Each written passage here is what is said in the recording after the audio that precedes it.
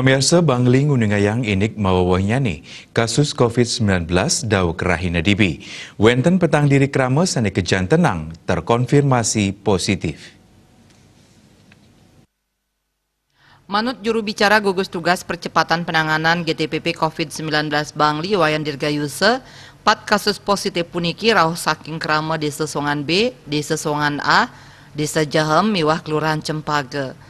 Sane mangkin sampun kerawat ring RSU Bangli antuk yusan ipun wenten sasur warse, 54 warse, 7 dasa warse miwah 7 dasa siki warse. Kauningin taler wenten kasus sembuh sane mawah irike. Anutin data wenten 5 pasien sane muali kejan tenang sampun kenak. Menados krama sane kenak 355 diri. Krama sane kenak punika mawa saking kalih diri saking kelurahan Bebalang, adiri saking kelurahan Cempage, adiri saking desa Sulahan, miwah adiri saking kelurahan Kawan. Wilangan kumulatif kasus terkonfirmasi positif kantos 306 diri, wantah 3 dasa sia sane kanton kerawat.